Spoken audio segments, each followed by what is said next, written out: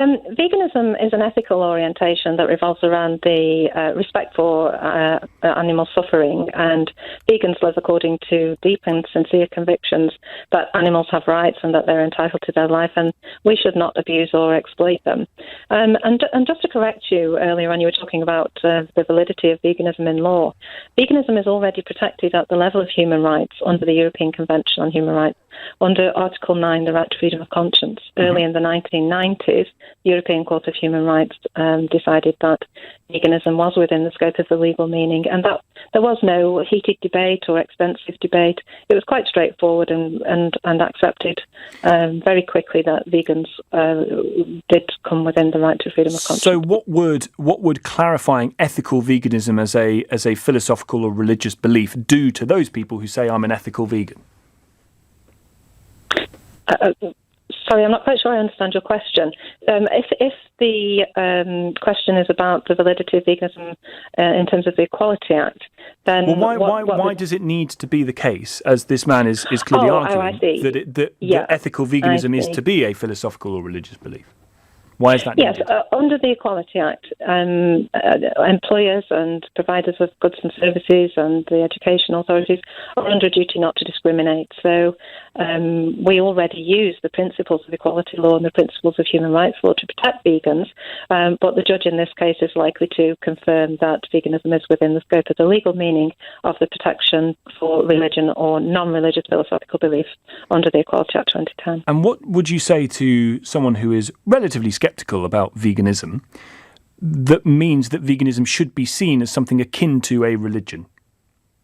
Well, vegans live their lives according to these deep convictions from the moment they wake up in the morning until the moment they go to bed. We make ethical choices about what we wear, what we eat, the events we might be invited to attend. For example, vegans wouldn't want to attend the races, they wouldn't want to go to the zoo.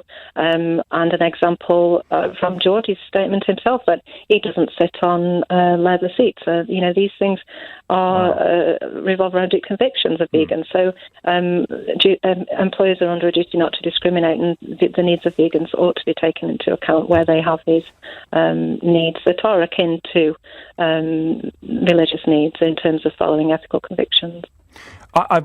You've written a blog for the Vegan Society about this particular case, and you talk about in your description of what is veganism that you are looking at a way of protecting the moral standing of non-human animals, that they have a greater moral standing than people who eat meat perhaps give them.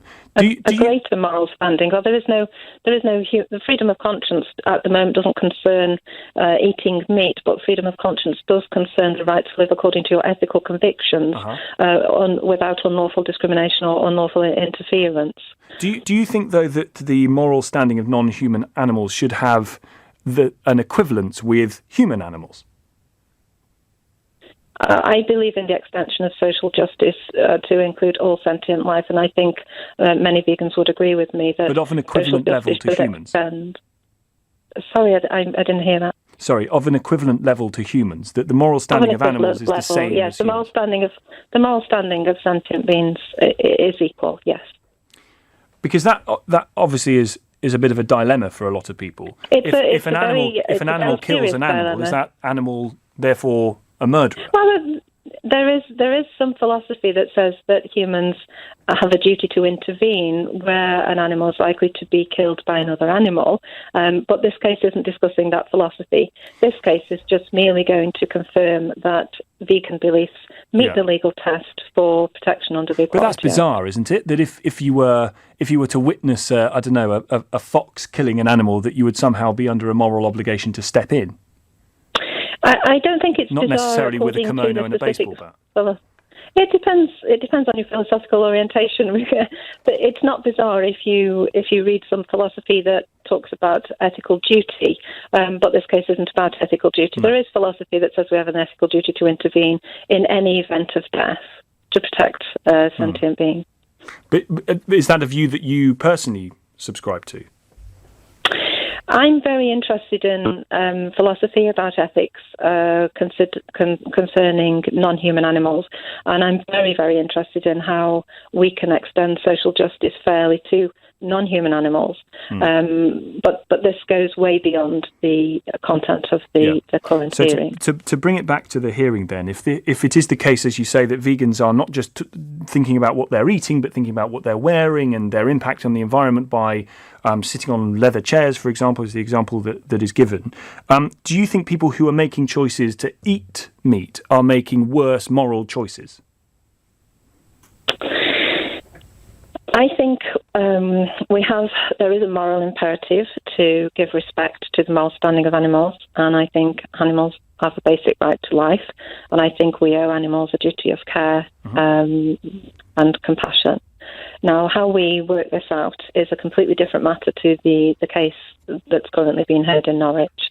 This case will just confirm that veganism meets the test for the protection of the Equality Act 2010, which means that vegans are included in anti-discrimination legislation.